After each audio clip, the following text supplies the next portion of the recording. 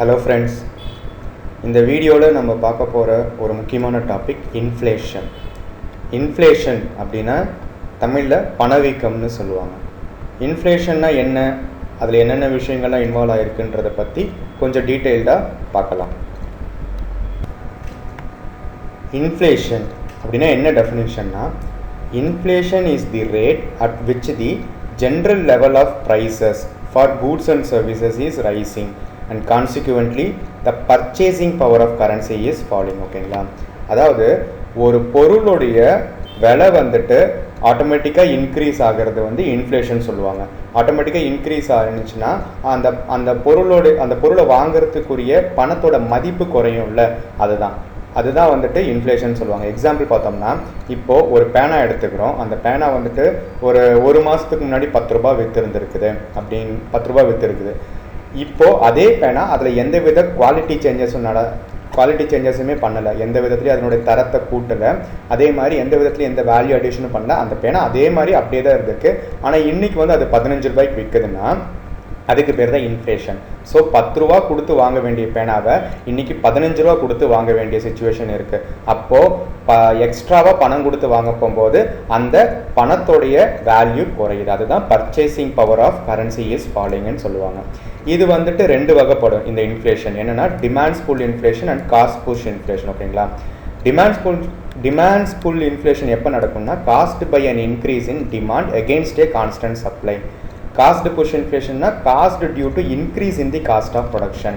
Constant supply இருந்துகிட்டே இருக்கும் போது கான்ஸ்டன்ட் டிமாண்ட் இருந்துகிட்டே இருக்கும். இதில் எந்த விதத்துலையுமே வந்துட்டு பொருளோட விலை வந்துட்டு கூடாது. சில டைம் கான்ஸ்டன்ட் சப்ளை இருந்துக்கிட்டே தான் இருக்கும். ஆனால் அந்த பொருளை வாங்குறதுக்கு அதிகமான டிமாண்ட் கிரியேட் ஆனிச்சுன்னா, அதிக மெம்பர்ஸ் வாங்குறதுக்கு ரெடியாக இருந்தாங்கன்னா அதுக்கு பேர் டிமாண்ட் புல் இன்ஃப்ளேஷன் சொல்லுவாங்க. அப்படி இல்லாமல் அந்த பொருளை உற்பத்தி செய்கிறதுக்கான உற்பத்தி செலவு, ஃபார் எக்ஸாம்பிள் ஃபேக்டர்ஸ் ஆஃப் ப்ரொடக்ஷன்லேயே இன்புட் சார்ஜஸ் அதிகமாக செலவாக இருந்துகிட்டு இருக்கும்போது கண்டிப்பாக அதை வந்துட்டு எக்ஸ்ட்ரா பணம் வச்சு விற்றோம்னா தான் ப்ரொடியூசருக்கு லாபம் பார்க்க முடியும். அந்த மாதிரி cost due to increase in the cost of production, உற்பத்தி செய்கிறதுக்குரிய செலவு அதிகமாகிறது மூலிமா அந்த பொருளுடைய விலை வந்துட்டு மார்க்கெட்டில் அதிக விலையில் விற்றுச்சுன்னா அதுக்கு பேர் காஸ்ட் புஷ் இன்ஃப்ளேஷன் சொல்லுவாங்க. இதை ஒரு எக்ஸாம்பிளோட பார்த்தோம்னா இன்னும் கொஞ்சம் கிளியராக புரியும். ஒரு ஊரில் 3 ஃபேமிலிஸ் இருக்காங்க, சரிங்களா. A, B and C of 4 members each in a family are buying rice from a rice shop X. 3 families இருக்காங்க, A, B and C. 3 ஃபேமிலியுமே 4 மெம்பர்ஸ் ஈச் இருக்காங்க. ஒவ்வொரு மெம்பருமே 1 kg of rice per month consume பண்ணுவாங்க. அவங்களுக்கு கான்ஸ்டண்ட்டாக எக்ஸ்ன்ற rice shop வந்துட்டு 4 kg பெர் மந்த் ஈச் ஃபேமிலிஸ்க்கு சப்ளை பண்ணிகிட்டு இருக்காங்க, சரிங்களா. அதில் வந்து பார்த்தோம்னா total family income of A வந்து பார்த்தோம்னா 10,000 rupees, total family income of B வந்து 8,000 rupees, total family income of C வந்துட்டு 5,000 ருபீஸ். ஸோ மெம்பர்ஸ் எல்லாமே ஈக்குவலு, அவங்க கன்சியூம் பண்ணக்கூடிய ரைஸோடைய அளவும் ஈக்குவலு, பட் இன்கம் வந்து வேரி ஆகுது. இந்த இன்கம் வேரி ஆகிறது மூலிமா என்ன சேஞ்சஸ் நடக்கும்ன்றதை பார்க்கலாம். இப்போது இந்த ஃபேமிலி சீன் மட்டும் எடுத்துக்கிட்டோன்னு வச்சுக்கோங்களேன், அவங்களால இந்த 1 kg ஆஃப் ரைஸை வந்துட்டு அந்த ஷாப் ஓனர் வந்துட்டு 100 ருபீஸ் பெர் கேஜியில் வச்சு விற்றுட்டு இருக்காரு. ஸோ மாதம் அவர் 3 ஃபேமிலிஸ்க்குமே 12 kg பெர் மந்த்து விற்றுட்டு இருப்பார், சரிங்களா. இதில் ஒரு ஃபேமிலி சி மட்டும் அவங்களுடைய டோட்டல் இன்கமில் அவங்களால ரைஸுக்காக கண்டிப்பாக 400 மட்டும்தான் செலவு பண்ண முடியும். அதுக்கு மேலே 1 ரூபா கூட எக்ஸ்ட்ரா செலவு பண்ண முடியாது. அப்படி செலவு பண்ணுற மாதிரியான சுச்சுவேஷன் இருந்துச்சுன்னா மற்ற அத்தியாவசிய தேவைகளில் எதையாவது ஒன்று பாதிக்க வேண்டிய நிலமை வரும். ஸோ அந்த ரைஸோடைய விலை 100 ரூபான்னு இருந்தது வரைக்குமே சியோடைய ஃபேமிலி இன்கம் ஆஃப் சி வந்துட்டு இது மேட்ச் பண்ணிவிட்டு 4 kg ஆஃப் ரைஸை வாங்கிட்டு இருக்காங்கன்ற ஒரு சுச்சுவேஷன் இருக்குது. இந்த இடத்துல கான்ஸ்டன்ட் சப்ளை கான்ஸ்டன்ட் டிமாண்ட் இருந்துகிட்டே இருக்குது. எப்போ டிமாண்ட்ஸ் புல் இன்ஃப்ளேஷன் நடக்கும் அப்படின்னு பார்த்தோம்னா, ஒரு சுச்சுவேஷன் வருது. அந்த சுச்சுவேஷனில் இன் ஃபேமிலியே 1 additional member added, so total members become 4 + 1 5 members. So automatically it requires additional 1 kg of rice per month. இதில் ஃபேமிலி ஏ அதில் 4 மெம்பர் இருந்த இடத்துல ஒரு மெம்பர் அதிகமாக ஆகிட்டாங்க, 5 மெம்பர் ஆகிட்டாங்க. 5 மெம்பர் அதிகமானாலுமே அவங்களுடைய ஃபேமிலி இன்கம் 10,000 ருபீஸ். ஸோ அந்த பொருள் அவங்களுக்கு ரைஸுக்குன்னு தேவையான விலையை விட அவங்களுக்கு எக்ஸ்ட்ரா கொடுத்து வாங்க வேண்டிய பவர் இருக்குது. அவங்களுக்கு வந்து பர்ச்சேசிங் பவர் கெப்பாசிட்டி அதிகமாக இருக்குது. ஏன்னா அவங்களுடைய இன்கம் வந்து 10,000 ரூபாய் இருக்குது. ஆனால் வந்துட்டு ஃபேமிலி சி வந்து பார்த்தோம்னா 5,000 ரூபாய் தான் இருக்குது. இந்த மாதிரி ஒரு சுச்சுவேஷனில் என்ன நடக்கும்னா, இந்த இடத்துல வந்துட்டு அந்த ரைஸ் ஷாப்புக்கு கண்டிப்பாக 12 கேஜி மட்டும்தான் மாதம் கிடைக்கும். ஸோ 12 கேஜிக்கு மேலே 1 கேஜி அந்த ரைஸ் ஷாப்பால் கொடுக்க முடியாது. இந்த மாதிரி ஒரு சுச்சுவேஷனில் கண்டிப்பாக வந்துட்டு 12 கேஜி கொடுக்க வேண்டிய இடத்துல 13 மெம்பர்ஸ் கேட்குறாங்க. ஏன்னா ஒரு மெம்பர் ஃபேமிலி ஏல வந்துட்டு இன்க்ளூட் ஆகிருக்காங்க.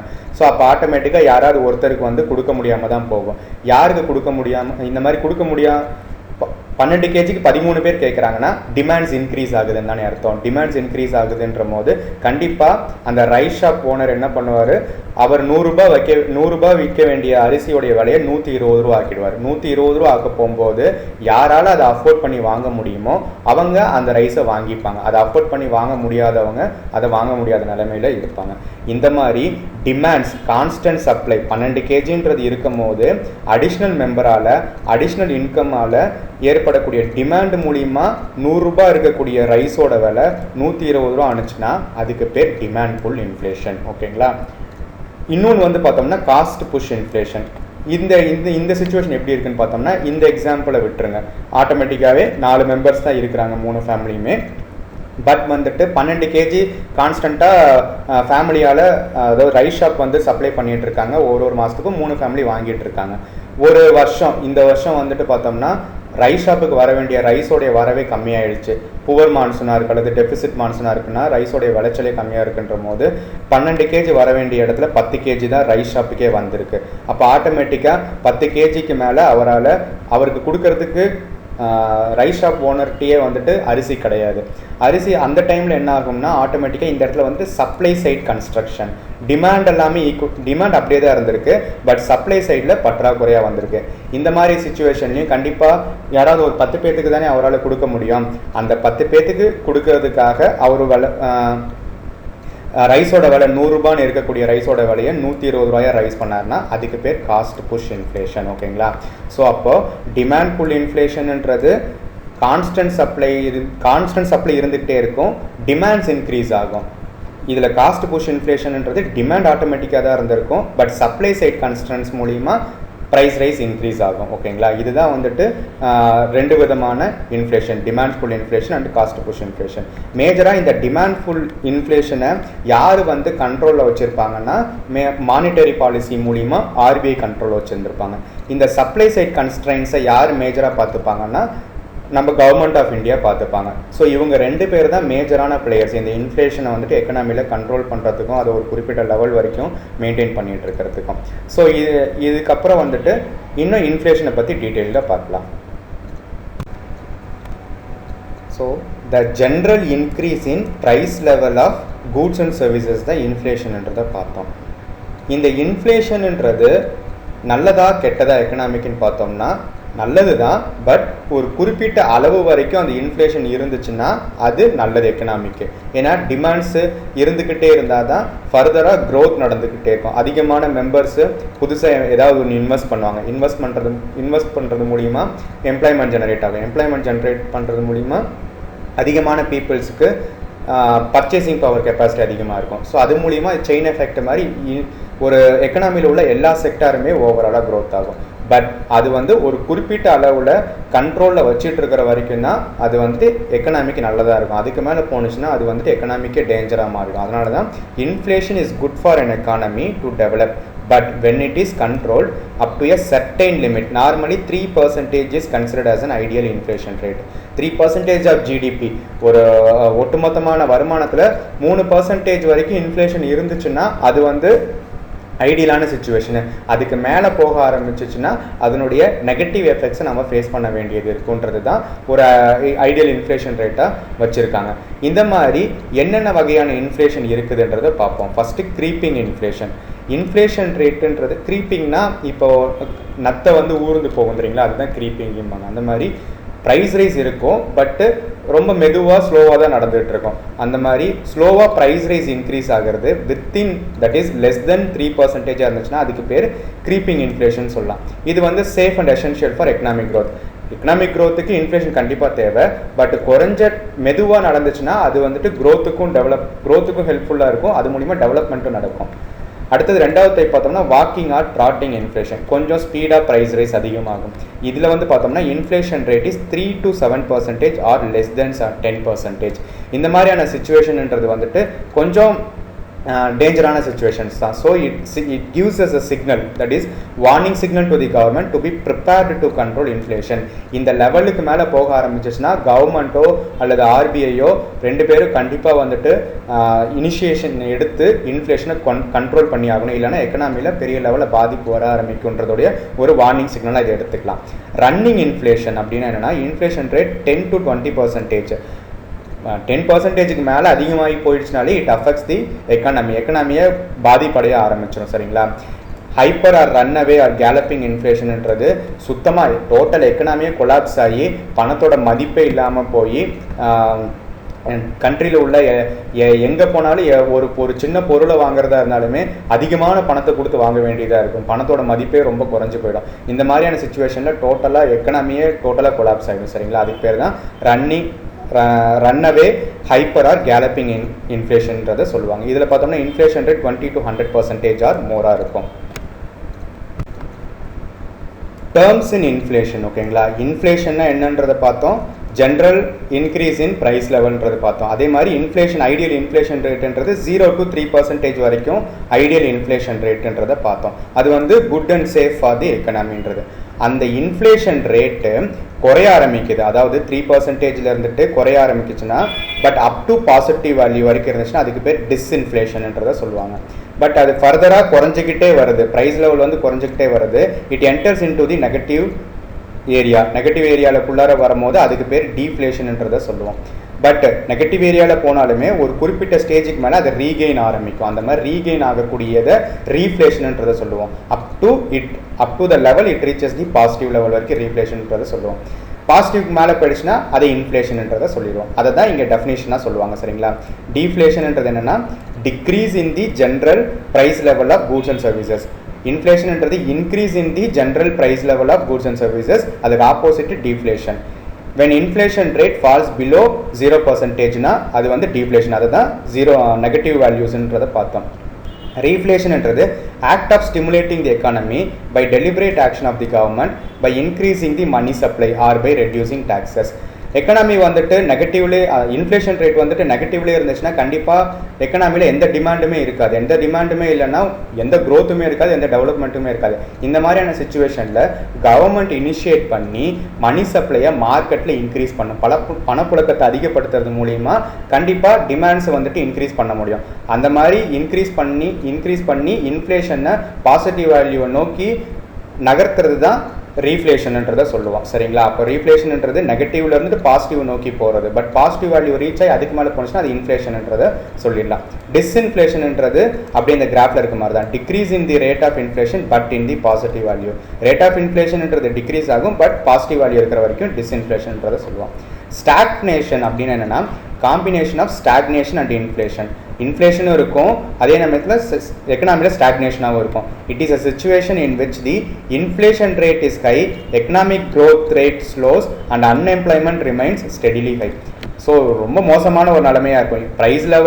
ப்ரைஸ் லெவலும் இன்க்ரீஸ் ஆகிட்டே இருந்திருக்கும், எக்கனாமிக் க்ரோத் ரேட்டும் ஸ்லோவாக இருந்திருக்கும், அதே சமயத்தில் அன்எம்ப்ளாய்மெண்ட்டும் எக்கனாமியில் அதிகமாக இருந்திருக்கும். இந்த மாதிரியான ஒரு சிச்சுவேஷனை தான் ஸ்டாக்ஃப்ளேஷன் என்று சொல்லுவோம். Indicators to measure inflation. இன்ஃப்ளேஷனை எந்தெந்த இண்டிகேட்டர்ஸ்லாம் வச்சு மெஷர் பண்ணோம்னா மேஜராக 2 வகையாக சொல்லுவாங்க. ஹோல்சேல் ப்ரைஸ் இண்டெக்ஸ், அதுக்கப்புறம் consumer price index. Wholesale price index அப்படின்னா என்னென்னா it is based on wholesale prices. ஒரு பொருளுடைய ஹோல்சேல் ப்ரைஸஸ், அது வந்துட்டு மார்க்கெட்டில் ஹோல்சேல் ப்ரைஸஸ் எவ்வளோ இருக்குதோ அந்த ப்ரைஸஸ் எவ்வளோ இன்க்ரீஸ் ஆகுது அப்படின்றத மெஷர் பண்ணோம்னா அது வந்து ஹோல்சேல் ப்ரைஸ் இண்டெக்ஸ் ஆஃப் இன்ஃப்ளேஷன்ன்றதை சொல்லலாம். சரிங்களா?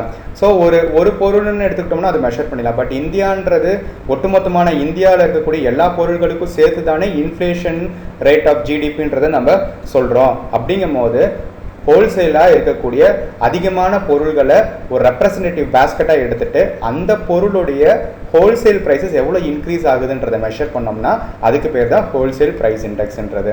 அந்த மாதிரி மேஜராக 3 கேட்டகரிஸு ஆஃப் கூட்ஸ் எடுத்துப்பாங்க. Primary articles, manufacturing goods and fuel. இந்த 3 மேஜர் ஆர்டிகல்ஸோடைய ப்ரைஸ் லெவல் எவ்வளோ இன்க்ரீஸ் ஆகுதோ, அதாவது ஹோல்சேல் ப்ரைஸஸ் எவ்வளோ இன்க்ரீஸ் ஆகுதோ அதை வச்சு இன்ஃப்ளேஷனை இண்டிகேட்டராக சொல்கிறது வந்துட்டு ஹோல்சேல் ப்ரைஸ் இண்டெக்ஸ்ன்றதை எடுத்துக்கலாம். சரிங்களா? இதில் வந்துட்டு சர்வீசஸை இன்க்ளூட் பண்ண மாட்டாங்க, அதனால் ஞாபகம் வச்சுக்கோங்க. இந்த ஹோல் பேஸ்கெட் ஆஃப் ஹோல்சேல் கூட்ஸ்ன்றதை பார்த்தோம்னா அந்த பேஸ்கெட்ஸில் மொத்தம் 676 ஐட்டம்ஸை இன்க்ளூட் பண்ணியிருப்பாங்க. இந்த ஓவராலாக 676 ஐட்டம்ஸோடைய ஜென்ரல் ப்ரைஸ் லெவல் இன்க்ரீஸ் தான் WPI இன்ஃப்ளேஷன் சொல்லுவாங்க. இதோடைய பேஸ் இயர் பார்த்தோம்னா 2004 and 5. இதில் ரொம்ப முக்கியமான விஷயம் என்னென்னா, இந்த WPI இண்டெக்ஸ் இதை யார் வந்துட்டு ரிலீஸ் பண்ணுவாங்கன்னா office of economic adviser of department of industrial policy and promotion, ministry of commerce and industry. ஓகேங்களா? இது எல்லாமே ஒரு பொருள் ஹோல்சேலாக அது வந்துட்டு ரீட்டைல் ஷாப்புக்கு போகிறதுக்கு முன்னாடி ஒரு பொருளோட விலை எவ்வளோ இருந்திருக்கு, அது எவ்வளோ இன்க்ரீஸ் ஆகிருக்குன்றதை மெஷர் பண்ணோம்னா ஹோல்சேல் ப்ரைஸ் இண்டெக்ஸ். அதே பொருள் ரீட்டைல் ஷாப்புக்கு வரும்போது விலை அதிகமாக வந்து விற்கும். அந்த ரீட்டைல் ஷாப்பில் இருக்கக்கூடிய விலை தான் வந்துட்டு கன்சியூமர் வாங்க வேண்டிய விலை. அந்த மாதிரி கன்சியூமர் வாங்க வேண்டிய கன்சியூமர் அந்த பொருளுக்காக செலவு பண்ணியிருப்பாங்கல்ல, அந்த செலவு எவ்வளோ செலவு பண்ணியிருக்காங்கன்றதை ஓவராலாக மெஷர் பண்ணோம்னா அதுதான் கன்சியூமர் ப்ரைஸ் இண்டெக்ஸ்ன்றது. It is based on retail prices. ஓகேங்களா?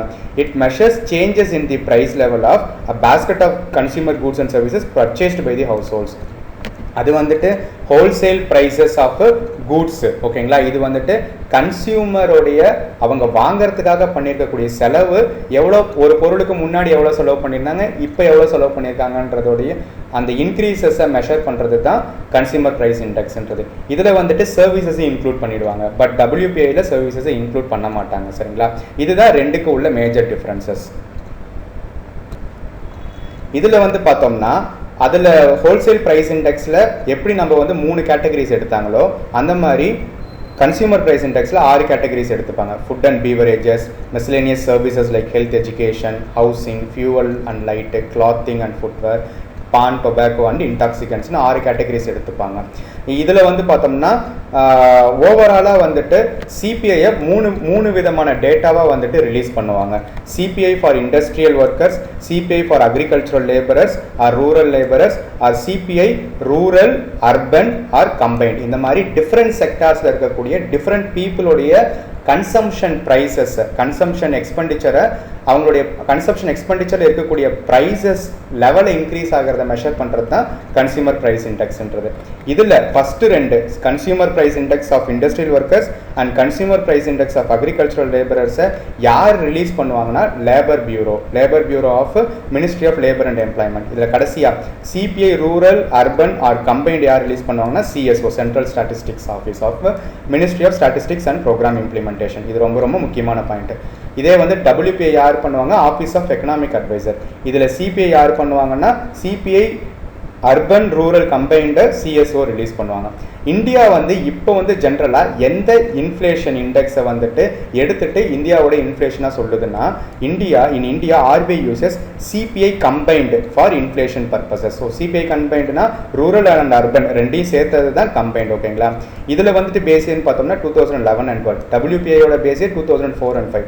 அதே மாதிரி WPIயில் 676 ஐட்டம்ஸ்ன்றதை பார்த்தோம். இது வந்து கம்பைன்டு பேஸ்கெட் ஆஃப் 908 ஐட்டம்ஸ். இது கம்பைன்டுன்னு பார்த்ததுனால இதில் 448 items of rural economy and 460 items of urban economy include பண்ணியிருப்பாங்க. இந்த மாதிரி இந்த 908 ஐட்டம்ஸுக்கு செலவிடக்கூடிய பொருளுடைய ப்ரைஸ் லெவல் எவ்வளோ இன்க்ரீஸ் ஆகிருக்குன்றதை மெஷர் பண்ணுறது தான் consumer price index. So CPI கம்பைன்டுன்றது தான் இந்தியாவோட இன்ஃப்ளேஷன் ரேட்டுக்காக யூஸ் பண்ணுது RBI. ஓகேங்களா? இதில் வந்துட்டு ஒரு 2 விதமான இன்ஃப்ளேஷன் சொல்லுவாங்க. ஒன்று வந்துட்டு ஹெட்லைன் இன்ஃப்ளேஷன், இன்னொன்று வந்து கோர் இன்ஃப்ளேஷன். இதில் ஹெட்லைன் இன்ஃப்ளேஷன் தான் என்னென்னா, இது வந்து கிட்டத்தட்ட WPI இன்ஃப்ளேஷன் மாதிரி தான். It is the overall inflation figure obtained by taking into account all the categories of the respective indices. ஓகேங்களா? இப்போது ஒரு இண்டீசஸ்ன்னு எடுத்துக்கிட்டோம்னா அந்த இண்டீசஸில் இருக்கக்கூடிய எல்லா கேட்டகரிஸுமே WPIன்னு எடுத்துக்கிட்டோம்னா அதில் இருக்கக்கூடிய 3 கேட்டகரியுமே இன்க்ளூட் பண்ணிவிட்டு ஓவராலாக ப்ரைஸ் லெவல் எவ்வளோ இன்க்ரீஸ் ஆயிருக்குன்னு பார்த்தோம்னா அது ஹெட்லைன் இன்ஃப்ளேஷன். அந்த மாதிரி if we take all 3 categories of WPI, 3 category என்னென்னு பார்த்தோம், பிரைமரி ஆர்டிகல்ஸ், மேனுஃபேக்சரிங், ஃபியூவல்ஸ், இது எல்லாத்தையுமே எடுத்துகிட்டு ஓவராலாக இது 3லையுமே இருக்கக்கூடிய ப்ரைஸ் லெவல் எவ்வளோ இன்க்ரீஸ் ஆயிருக்குன்னு பார்த்தோம்னா அதுக்கு பேர் தான் வந்துட்டு ஹெட்லைன் இன்ஃப்ளேஷன். ஓகேங்களா? கோர் இன்ஃப்ளேஷன் அப்படின்னு என்னென்னா, rate of inflation calculated to exclude certain items that are subject to sudden and short lived price movements, mainly food and energy, fuel. ஓகேங்களா? நம்ம வந்துட்டு ஒட்டுமொத்தமாக இப்போ 908 ஐட்டம்ஸ்ன்றது சிபிஐ இன்ஃப்ளேஷன் எடுத்துக்கிறோம், 676ன்றது WPI இன்ஃப்ளேஷன் எடுத்துகிட்டு இருக்கோம். அதில் ஒரு சில பொருள்கள் வந்துட்டு டெய்லியுமே அதனோட ரேட்டு ஃப்ளக்சுவேட் ஆகிட்டே இருக்கும். அது வந்து கான்ஸ்டண்ட்டாக இதுதான் இந்த ப்ரைஸஸ் தான் இருக்குன்றதை சொல்ல முடியாது. அந்த மாதிரி எது வந்துட்டு லார்ஜர் ஃப்ளக்சுவேஷன்ஸ் இருக்கோ அந்த வேல்யூவை எக்ஸ்க்ளூட் பண்ணிவிட்டு ரிமைனிங் இருக்கக்கூடிய வேல்யூஸில் இருக்கக்கூடிய ஜென்ரல் ப்ரைஸ் லெவலை மட்டும் மெஷர் பண்ணோம்னா அதுக்கு பேர் கோர் இன்ஃப்ளேஷன்.